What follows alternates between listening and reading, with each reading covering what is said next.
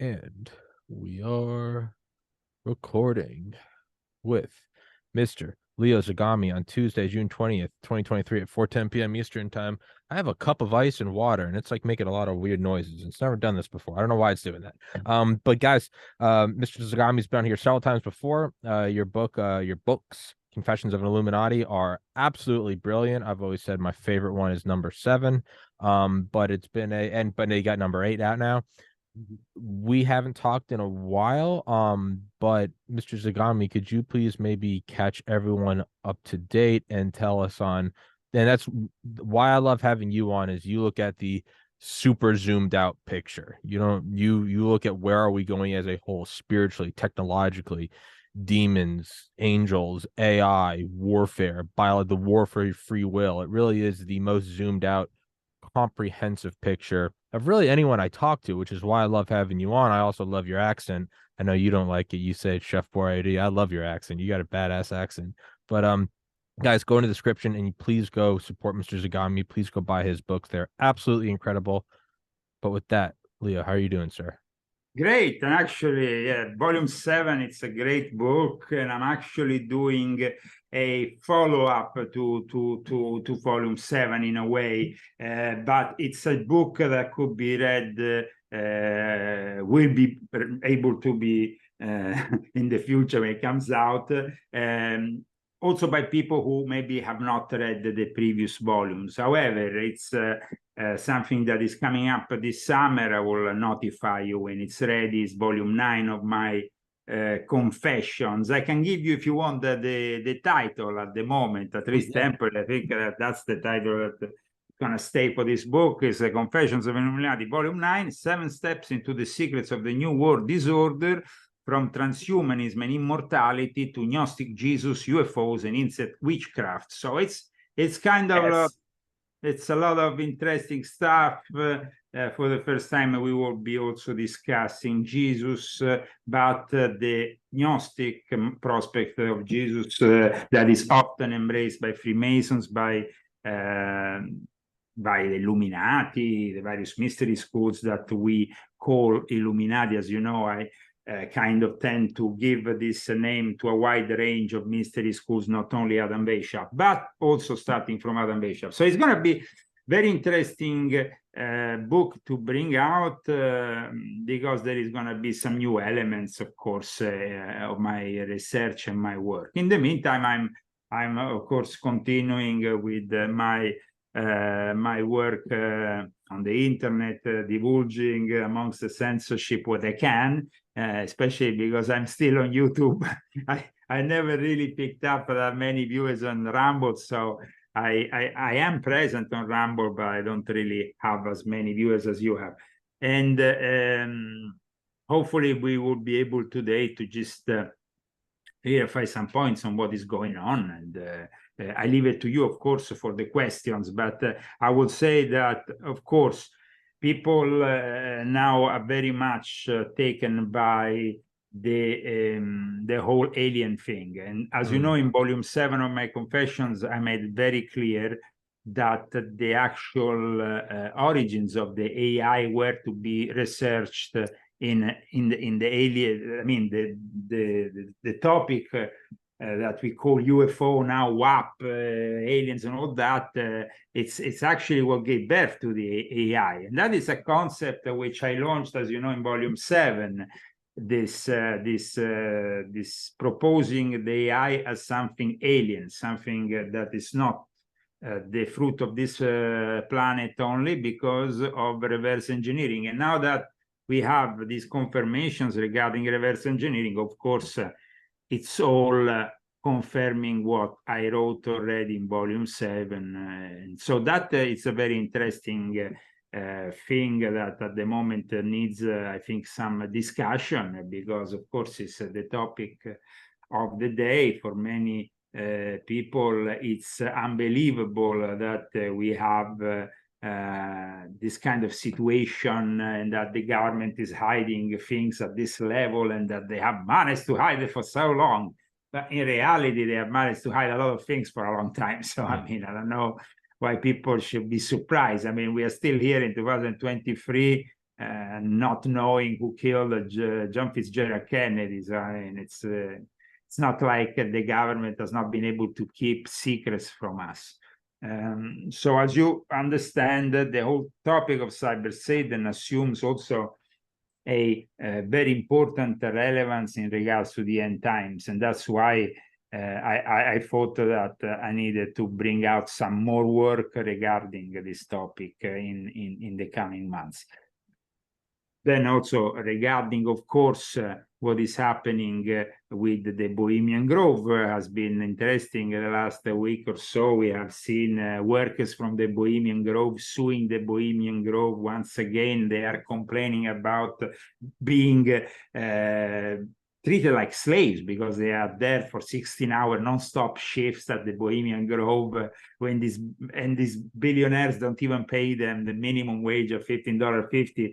Here in California, we have this minimum wage since 2008, but the Bohemian Club, which is, as you know, filled with people like the husband of Nancy Pelosi, don't seem to really care. So hypocrisy is all over the place. But the Bohemian Club had already some problems of that kind in the past, as you know.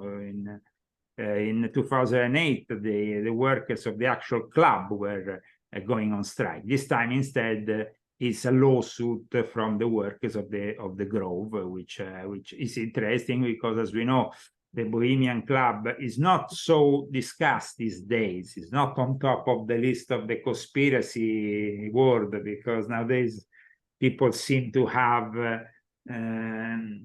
an understanding which is still very compartmentalized of the New World Order. And as you said, they don't have really the full picture. While instead, I still think that it's important to discuss the Bohemian Club and their activities at the Bohemian Grove because they are part of this whole network of secret societies that, of course, has as their ultimate overlords the Jesuits.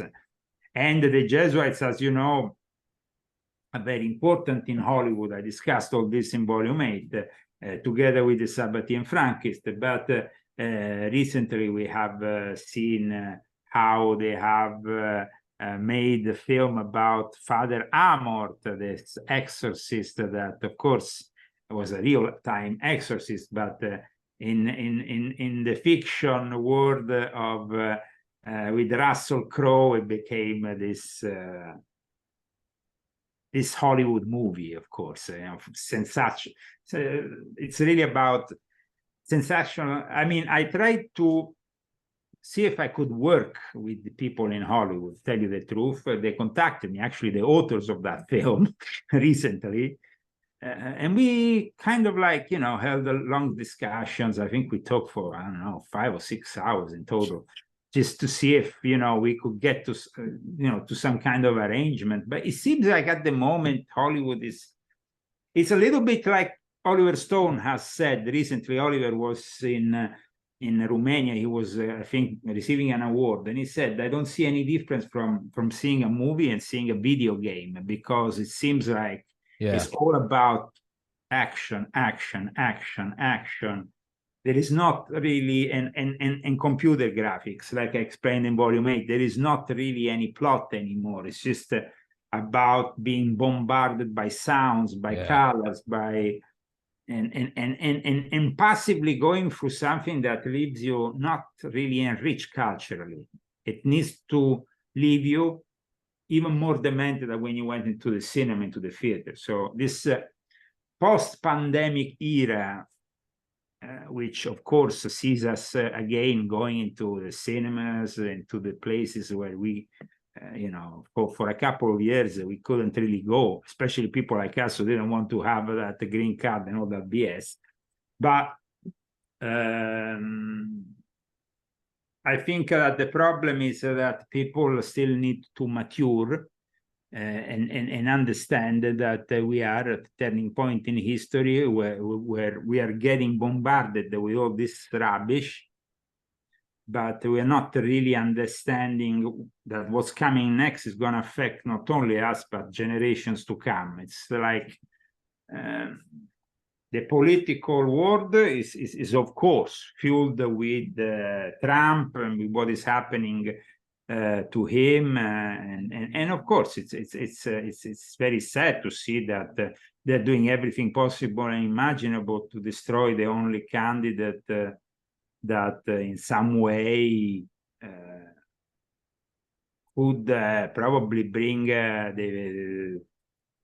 bring back some sense of normality in the White House, because I don't think we have that sense of normality anymore with Joe Biden, who goes around saying "God save the Queen." We are kind of left a little bit puzzled, and always so we are also witnessing the lack of freedom of speech, the increase in censorship, not so visible over here yet, but already very visible abroad, and new laws are coming in Europe in August, which will increase very much the censorship. So that is also another important topic that unfortunately, at times we need to discuss, the fact that we are not able to really reach a wider audience, but we try. So we attempt, and in my work, I'm trying to with the YouTube now, not really focusing on the political side, but I'm focusing on the occult roots of the Illuminati in a long series which I have inaugurated this year, which is still ongoing, and it's unfolding a bit their secrets one by one in a more kind of like academic fashion, and just leave it to the people then to judge. But I see a lot of problems still in telling the truth, because the people are either not ready, or either they seem to simply ignore that it's not about putting like on a social network, but it's about really getting involved. So I hope that there is more activism, though it seems like people still don't they don't understand that we are really in front of an unprecedented moment in history, because if they are, an acting president who is in the White House is going after a former president in this way, we are really abandoning any sense of decency here in the United States. So I hope that this gives you an idea of what is happening in the future. Like I said, there's always, we have said that the AI is at the center of this transformation, as well as transhumanism. Now it depends. We need to see who is going to arrive at the White House in 2024, and if they will be capable to actually put a lid on it in some way, and if they're able to control this thing before it goes out of hand. I mean, the moment in which the quantum computers start interacting and enter into the AI world actively, that is going to be very problematic for human beings, because the quantum computers seem to be really then at that point having a brain of their own in the way they can work things out. Seems to be the point of no return. Yeah, and at the same time we have, we discussed just earlier the fact that everybody's talking about this whistleblower, the revelations about alien spaceships and all that. But then we have also other revelations from the scientific world that are equally important. The fact that the Big Bang is being put into question, the actual fundaments of the Big Bang theory. And it is? Yes, absolutely. The whole concept of the Big Bang theory seems to be put in question, because from the new telescopes they have and the new technology they have, they're seeing that it doesn't reflect on the expansion of the universe that inevitably that Big Bang will generate, and it doesn't seem like we are there in the way that things are reflected in the cosmos. So there is some discussion on maybe rediscussing even the concept of time as we know it. Where I haven't seen. I guess I've just been too busy. So that is significant in that it seems to be the very Yeah, I think one of the, one of the people who we can always rely on for some scientific data is Mikio Kaku, which seems to be always, kind of the American physicist, futurologist that seems to be always on the board with this kind of thing. So I would always suggest to go and view his videos because they seem to be quite down to the point when it comes down to both warning us about the danger of quantum computers and at the same time this new revolutionary concept that the Big Bang theory in reality might not be so accurate, and then we need to rediscuss the whole concept of time and space. It seems to be if you can redefine the very fundamentals of the universe, then you can then insert whatever definitions you want from the ground up.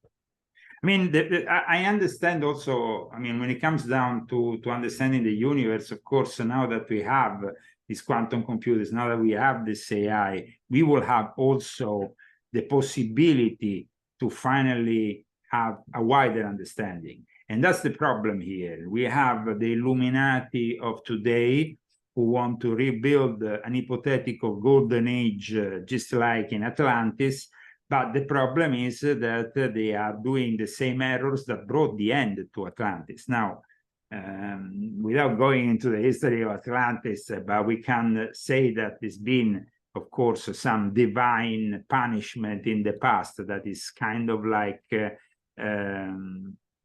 divine punishment. It's divine retribution, if you want to be more appropriate. It's present in Noah's Ark stories, present in the Epic of Gilgamesh, is present in many cultures, but it's basically telling us that if we screw up, God is going to punish us. Yeah.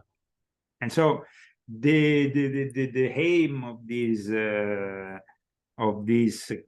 golden builders, these Rosicrucians, Illuminati, Freemasons, that for hundreds of years have picked up on the teachings of the Renaissance that, of course, in turn were bringing us back to ancient Egypt, to the Alexandrian school and all the rest.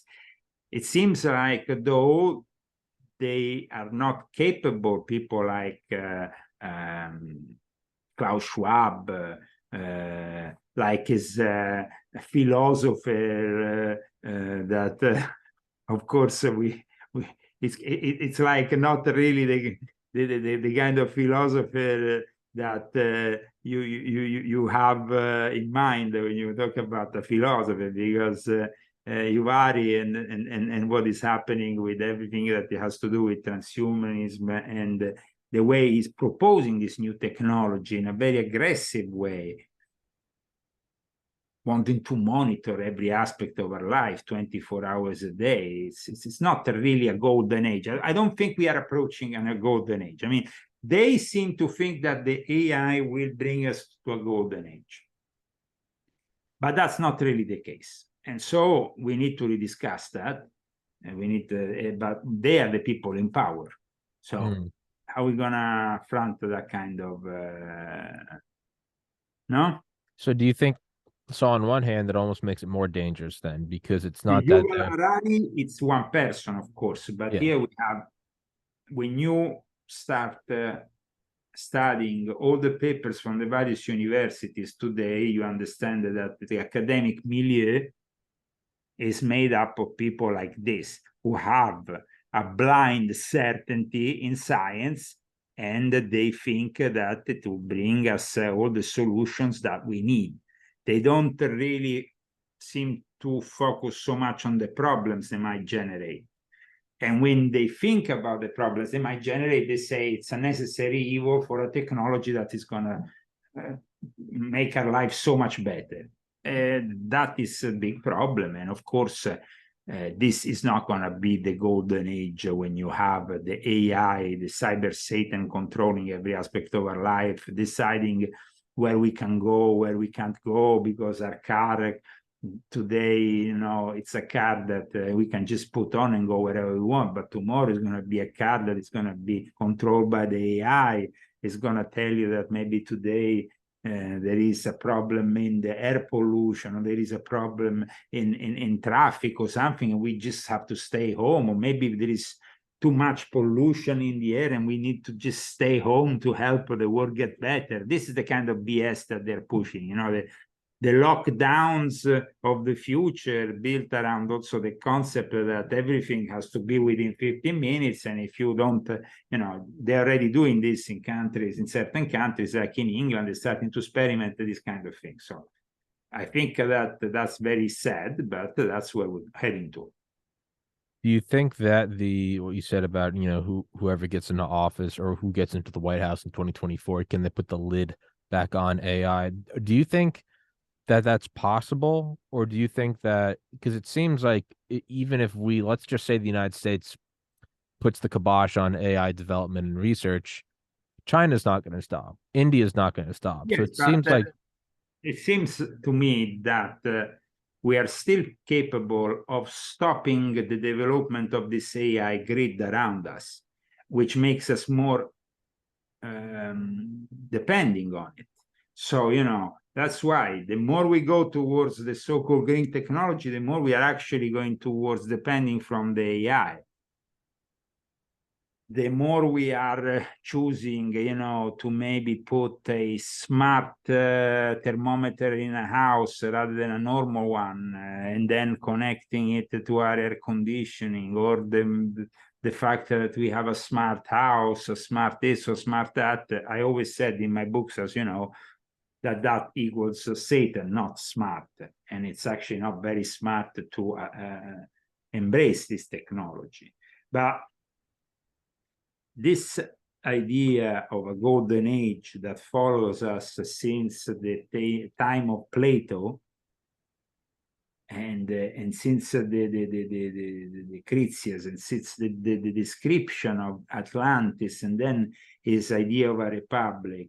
But it was an idea that was very far from our idea, because let's say the communist view that Plato had was not really a communist view, because you still leave the ruling classes where they are and they will still be ruling you. It was simply the fact that you could get the ruling classes to maybe realize and reason better. That's maybe the concept that Plato wanted to implement. And then when you see all these people, the Illuminati, they embrace these ideas.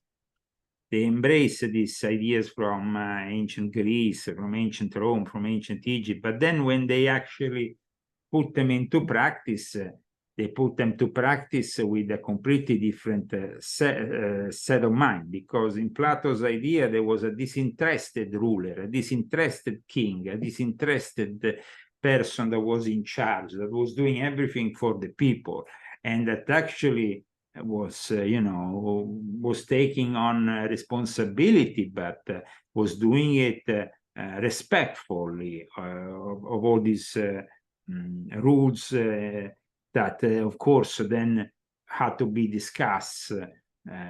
And it was never like just people going to Washington and doing their own business for their own family and for their own friends, meaning people like Joe Biden, who have stolen, for example, millions of dollars, been involved with a lot of crookery. And that is not really for the interest of the people, it's for their own interest. So you see, there is not that self-interest that in the ancient times these philosophers had. So at times they seem to refer to this ancient times, but they don't really then want to reflect that disinterested self, that way of wanting to really work for the good of the people. That is not really in the interest of 99% of the people who goes to Davos. Seems to be just people who want their own good. And it seems like that is the concept of Volodymyr Zelensky, who is in charge of a country that, of course, has already suffered a lot and could stop at any time this war, but because of his own personal interest, because he wants to continue, you know, receiving money, weapons from the West, growing his own personal power. He knows that the moment this war ends, his own pathetic little theater, because he is an actor after all, will come crumbling down. So I think that is pretty clear that we are not living in a world where there is people who are putting their ideals in front. They just have their own personal interest. Mm. And that was really what, you know, when, for example, Plato was discussing his own concept of the Republic, or the ancient philosophers, they were doing it to, you know, they were trying to get the ruling classes to become more disinterested, more interested about the public good, but it doesn't mean communism. Communism is a very different thing. Marxism is a very different thing. And it's a dangerous ideology that unfortunately seems to have taken over the intellectual establishment. And so these days, when you go to a university, and 90% of the universities, unfortunately, are promoting this ideology. And they do it, you know, in their paper, you know, in their various journals, and they're pushing it, you know. They're pushing Marxism, they're pushing socialism to these millennials who don't know any better and embrace it. That's very sad. Do you think that we are approaching I guess, an inflection point as the government starts to openly acknowledge UFOs more? And, you know, in I guess, the idea that UFOs or aliens are demonic or satanic and no different than AI. Are we kind of approaching an inflection point in humanity? Well, I mean, I think that if the AI comes through, of course, in the next few years, the topic also of the aliens, it's going to become part of the discussion, because the AI also will multiply. You know, I mean, you want an answer to the Fermi paradox, the AI will give it to you, but is that a genuine and disinterested answer? You have to understand that if this reverse engineering thing is real, every technology that we have here, as we are using it now, me and you, and everything that we have, our computers, our phones, everything, is potentially an alien object. Mm. So the problem at this point is that we have already a Trojan horse that is controlling our life, and we let it happen. So the aliens didn't need to land with the big spaceships around us, and that is really an interesting topic also of the academic world. In the early month of June, before all these revelations started, there was actually some very important revelations in the academic world made by some people who started to publish papers saying the aliens will come through the AI. Yeah. Yeah, it's the idea that they're going to come from spaceships, I think is No, they will come through the AI, like, yeah. You know, and that is a completely different idea. And one of the, I think we said before, of course, the work of Mikio Kaku is a great joy. It's a great kind of, is interesting, it's engaging, but also the work of Martin Rees is very engaging. Martin Rees is a member of the House of Lords in the United Kingdom, but he's also the 15th astronomer royal, appointed in 1995. I talked about him in volume 1 of my Confessions, and his recent papers have been very interesting on how the aliens might actually influence us through the AI. It's a very different kind of approach, and it goes basically in line with what I've been saying in volume 7. So that's I was happy about that. Instead, when it comes down to this whistleblower suddenly talking and coming out with these revelations, well, it's of course it's also psyop. It's a big psychological operation. You are are you genuine? I doubt it, because you have the permission of the Pentagon to say these things, even if the Pentagon after says it's not true that we have a reverse engineering program, but you are actually putting and insinuating these ideas in the minds of millions. So there is a reason for doing that. And the reason is that when you go around, most people accept already the alien hypothesis.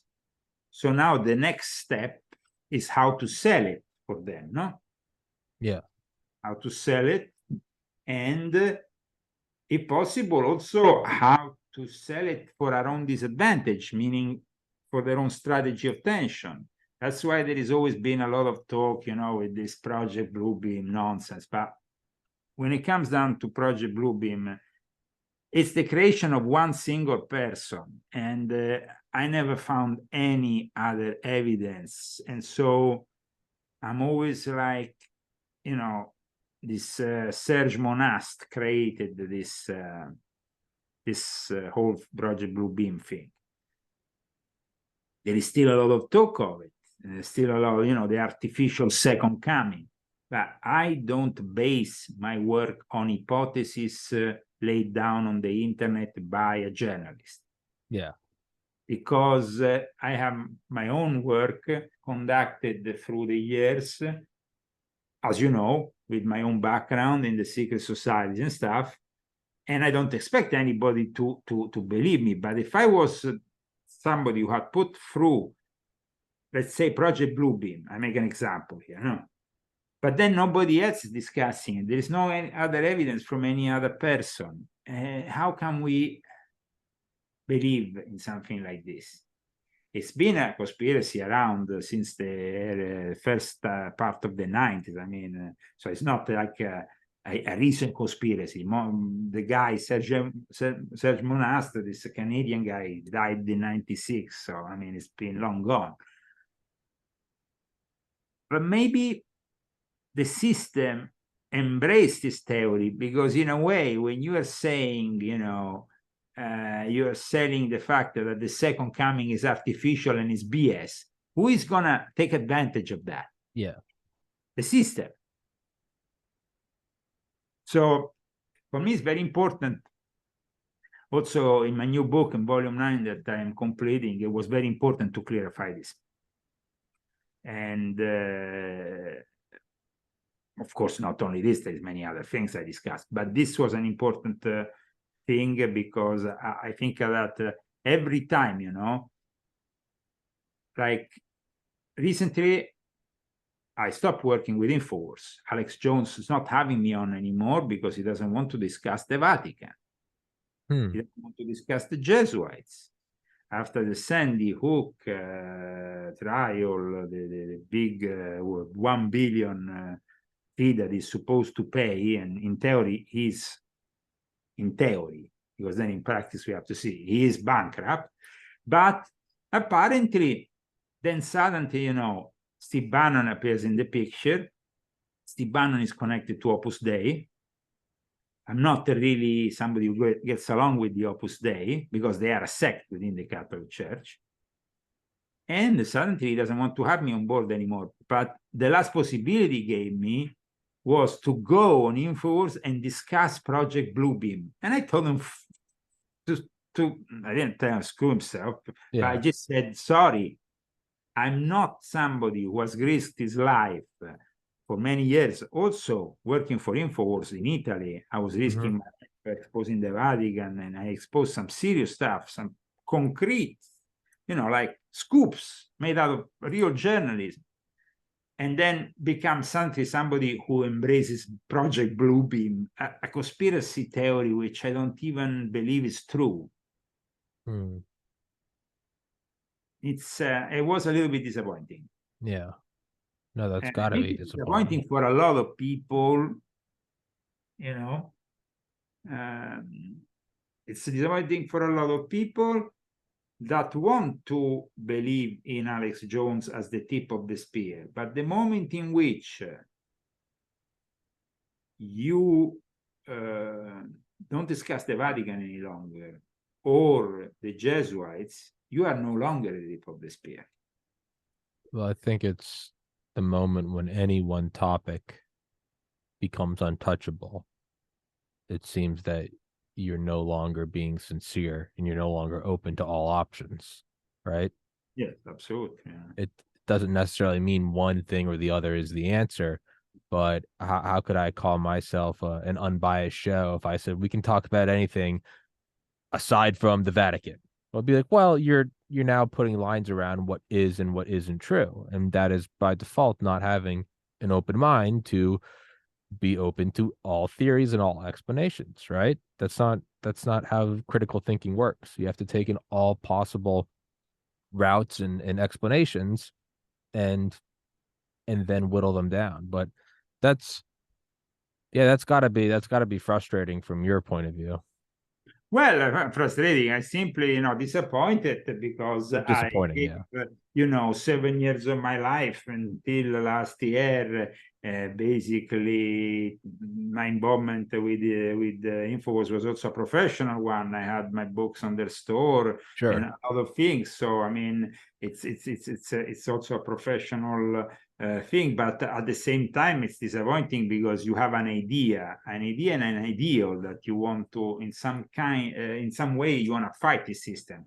And I thought that Alex was genuine, but then now I understand he's not. Now he's just up to save his own business, and that's not really how I operate.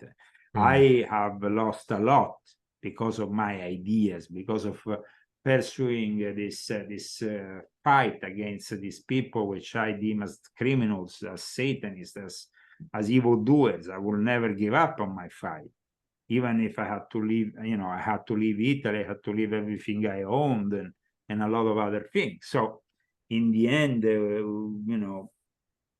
I know that at least when I go to bed in the evening, I go to bed, but my conscience is clear. I have done everything possible and imaginable, even renouncing to see my own son, which I didn't see since 2000 and early 2008. So, I mean, this demonstrates that I'm pretty sincere in my work, because back then, they offered me, you can either, see your son again, or you can continue to expose us.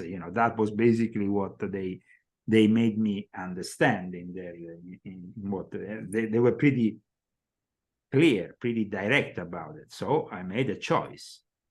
So for me, like I said, I've been working way too much in exposing the real evildoers of the New World Order with all my books, from volume 8, volume 7, volume 6.66, volume 5, 4, 3, Invisible Master, the book I did on Pope Francis, all books that have revealed new things, have brought new things to the table, and that's why they've been successful. That's why I'm looking forward to bring more things to the table in my next book. And at the same time, I'm not somebody who is going to start talking about things he doesn't even believe in. Yeah. I mean, I'm, like I said, also when I was recently at Contact in the Desert, which is a UFO conference. I have a lot of friends there, a lot of people. I myself had, I have published Invisible Master, which is regarded by people like Brad Olsen, my publisher, for that book, like as a revolutionary book, a book that really has suddenly put UFO under a new perspective, which was its connection with the occult. But I'm not a ufologist. Whole life I say I'm a ufologist because I'm not. So I always say, yes, I am an investigative journalist who has exposed this past life also, and with the help of my past experiences, I was able to write these books. But I'm not gonna start fantasizing on things that I didn't have any direct experience with. Yeah. The direct experience with the alien, with the UFOs, I had, but it doesn't mean that I'm gonna be left the rest of my life talking about that, because it's the work I'm doing is a much wider kind of work. I want to bring my readers to the final realization of what they have around them, and then they can make their own mind up. Because when you read the volume 8 and you read about, for example, show business and everything that goes on within show business and how it's manipulated and how we are basically being attacked from, from all corners, from the sounds that we listen to, the images that are projected to us on TV, in the cinema, and all the rest, and all the history that goes back from the very early days of Hollywood until now. You understand the level of manipulation, and that gives you something, a realization. The same with volume 7, where I make people understand that there is an occult background to the Great Reset. It is not simply that Klaus Schwab wakes up one day and he creates Davos and suddenly everybody arrives in Davos. I mean, Yeah. it doesn't happen like that. And so I had to explain, all the various connections, from the Golden Fleece to the Jesuits, the Pact of the Catacombs, the various Masonic or Illuminati orders, and all this, of course, in a book, like you said, you like it very much, volume 7, which definitely has given a different prospect about the Great Reset. When it comes to volume 6, I did for the first time, and I'm still, very happy of that book, because I finally presented this concept of Cyber Satan. And people were not really in early 2019 when it came out, and I worked on it, of course, in 2018. They were not really that conscious about the dangers of the AI. They were still kind of, the pandemic was not yet, didn't happen yet. Everything was still far from happening. So people had a different view of things. And instead, I denounced this connection between modern technology, artificial intelligence, the Vatican, the Satanists, the history of Satanism, and how, we are now really fronting this incredible enemy that is still the old enemy. Satan is always the same old enemy, but in a new 2.0 kind of modality. So I'm very happy with also that book, because it brought that out. And when it comes to volume 5, I'm happy because I brought a kind of like draw a perspective of the whole Western initiatic system. As you know, we discussed these books one by one in your show, so that's why I'm kind of making a resume now. But as you know, we have discussed them with you, and then and that was also a very interesting book. I then decided, proposed to my wife to then publish another edition, and we added those elements that are starting to prove completely accurate about Wuhan and all the rest. So I mean, it's still accurate to this day. And then we have, of course, volume 4, in which I explained how the Sabbatean Frankists comes into the equation, who they are, how they link to the various secret societies, the Gnostic concept of the archons, how also in the last 5 centuries, we basically had this growing Satanism that is really coming out also of the grimoires, of the ancient grimoires that were used. And if we want to understand better the concept of the archons, we can say that basically the Gnostics see everything as evil, which I don't share the same opinion, because I don't think that everything is inherently evil. But they have this, so for them, the 7 planets are the 7 archons, are the 7 dominators for the for the evil God that has created us in this matter that is. Well, I mean, the problem here is that the Gnostics are the Illuminati of today, in a way, in some of the things they did and what are their beliefs that they have carried on. When you go and study them, I mean, they came just at the time of Jesus, and that's when they started to spread. They were present even before Jesus, but they inserted the element of Christianity at times to make themselves more appetizing. But at the same time, they were also indulging with grimoires, magic, evocations, and doing things that simply were not really something that you should be doing. So I think that the last 2,000 years, we have had behind the scenes a different kind of Christianity, which I want to present in this new book I'm writing. And that's going to be very shocking for a lot of people to see the level of manipulation. I mean, from the time of Jesus, because yes, Gnosticism becomes really popular in the 2nd century after Christ, but it's present with Jesus. So when you have Simon Magus, who goes after St. Peter, there is this confrontation in Rome. There is the sin of simony, which is selling spiritual titles. Well, it's born out of Simon Magus, who wanted to buy his own influence within the disciples, and he never managed. He never really managed to get there. But he gave birth, of course, to one of the most important Gnostic currents. And you have also Apollonius Tatiana. You have these figures that need to be understood. And as well as understand the fight that the first church fathers did against these dangerous heresies. And I say dangerous because at times today, like I'm going to show in my new book, you have a real conspiracy that starts from the 1980s to rehash and relaunch this whole Gnostic myth.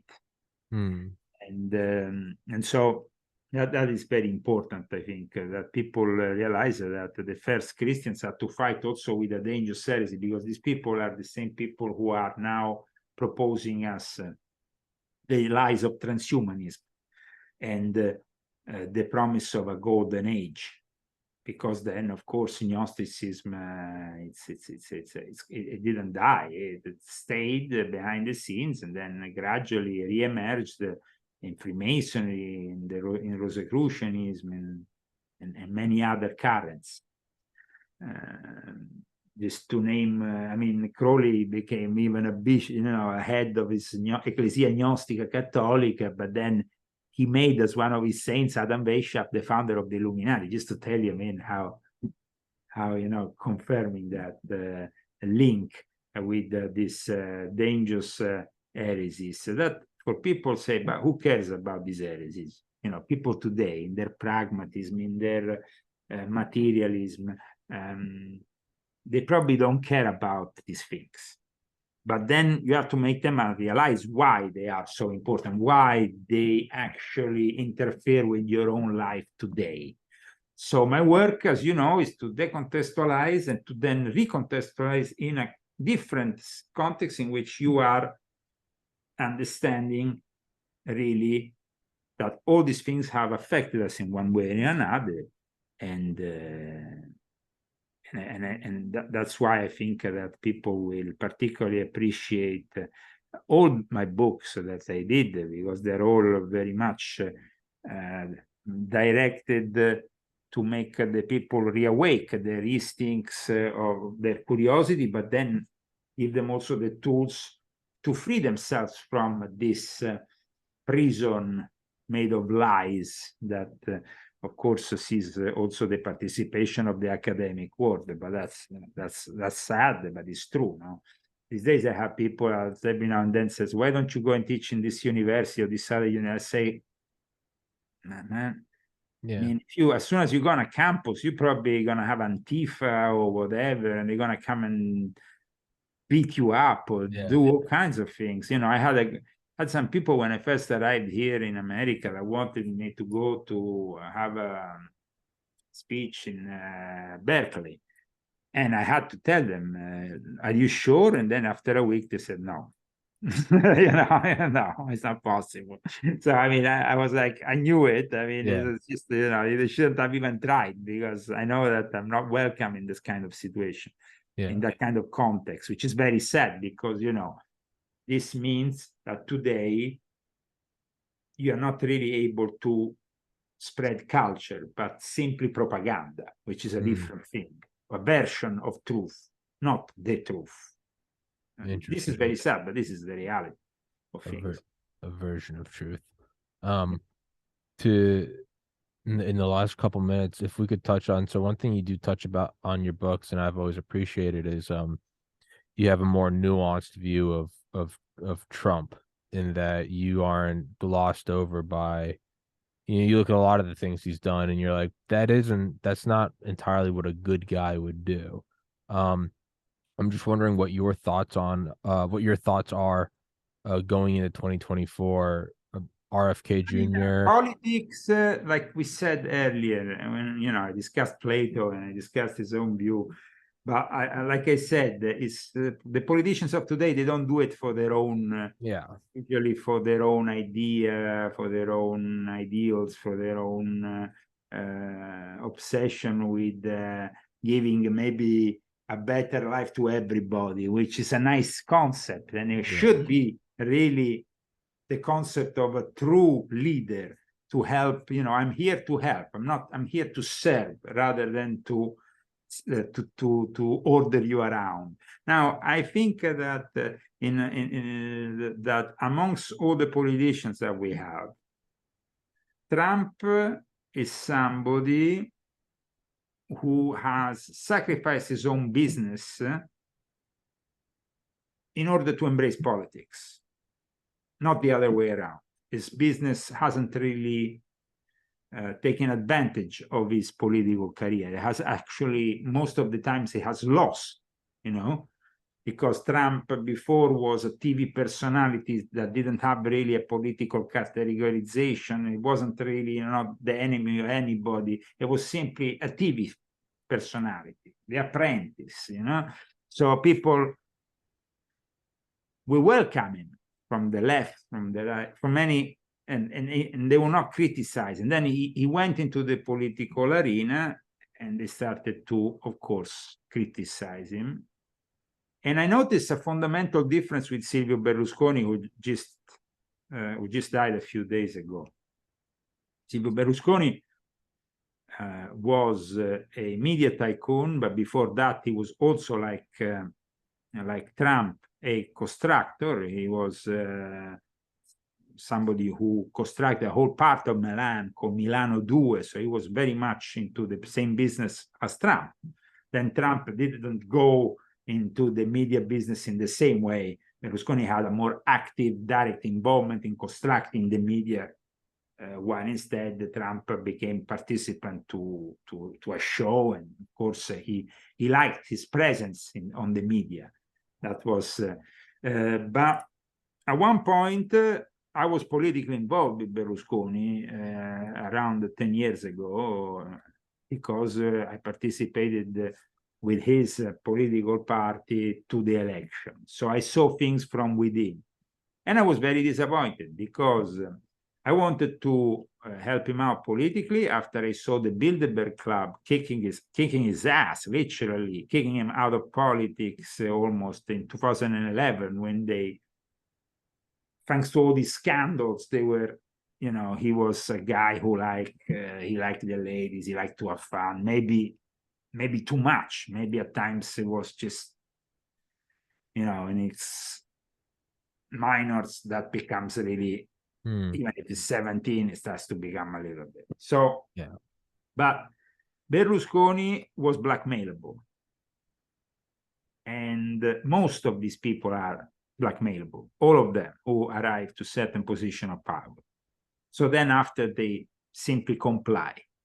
And in 2011, Berlusconi had to comply because his own business was threatened with 500 million fine, to which he might even receive further fines. So at that point, he will have lost all his money, because let's say that Trump has around 3 to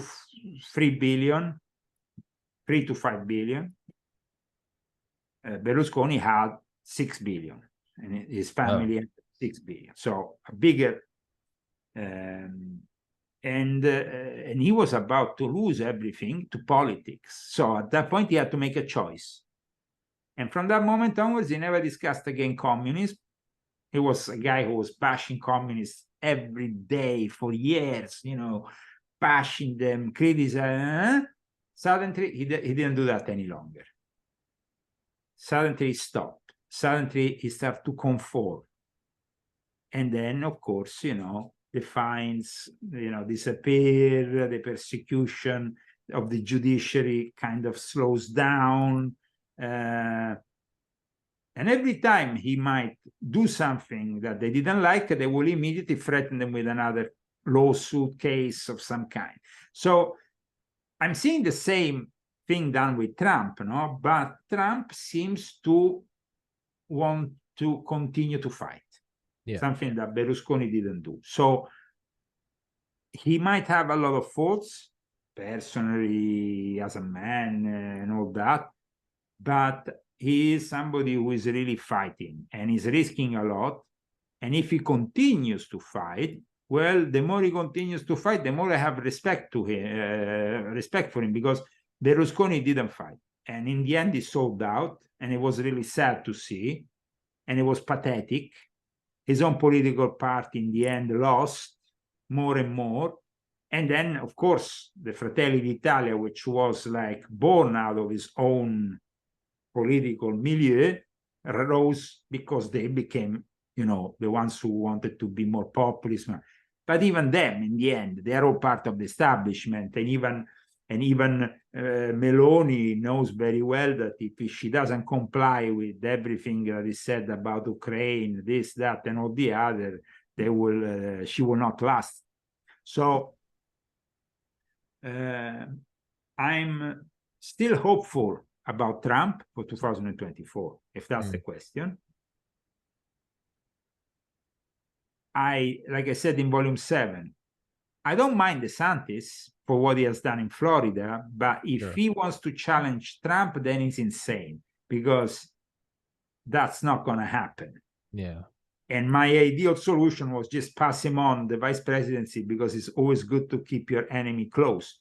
Though, I mean, at least you know he's your enemy. With Mike Pence, he was like, behaving like a poodle, but in the end, he is a scorpion, because he's a guy who's now really betraying Trump and with what he says, and I don't like his demeanor. I don't like really his political. I don't think he's going to go anywhere. I don't think anybody believes that Mike Pence can go anywhere. No. I don't think that anybody thinks that Chris Christie is going to go anywhere, or all the other candidates.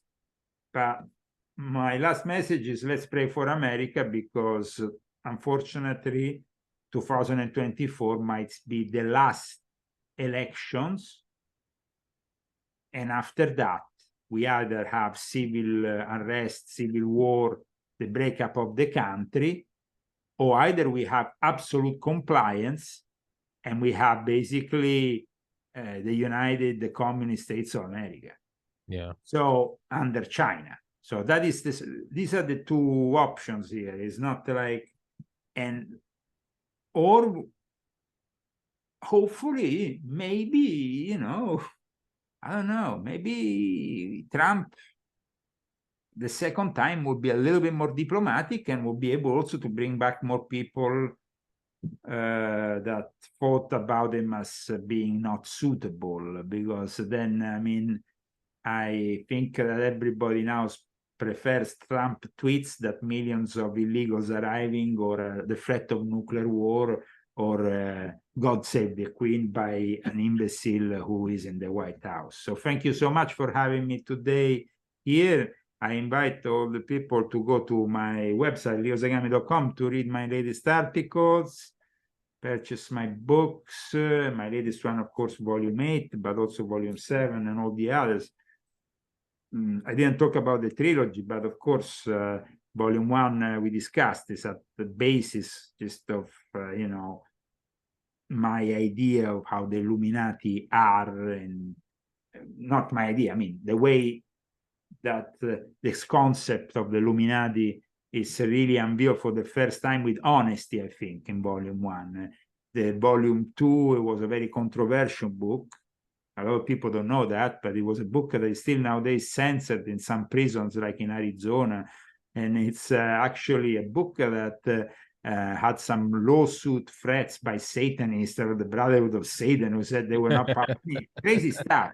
But it's a book that is worth reading, where I said that in 2020, there will be actually a virus that will lock you inside your home. So, I mean, it was something that it's laid there. for everybody to see and read, written and published then in 2015. And then you have, well, written before, but published. And then we have volume 3, which is dedicated instead to the murky world of the Templars, the Vatican, espionage war, the Satanists around it, and the disappearance of Emanuele Orlandi, which has only recently become popular thanks to Netflix. So, I mean, that was something that I brought out a long time ago, also with my interviews to his brother, to his brother. And so I hope that now with this bigger exposure, we will come down to some conclusion about that case in the end. So thank you very much for having me on, and God bless you all, guys. Thank you, Leo. Guys, please go in the description. Please go support Mr. Zagami. Please go buy his books. And Leo, as always, my show is your show whenever you want. I'd love to have you on again. And I look forward to talking next time. Well, next time is going to be about volume 9. So I'm looking forward to talk to you, hopefully between August, September, October. I mean, when I'm going to be promoting my new book. Beautiful. I will make a note of it. Mr. Leo Zagami, God bless. Thank you for everything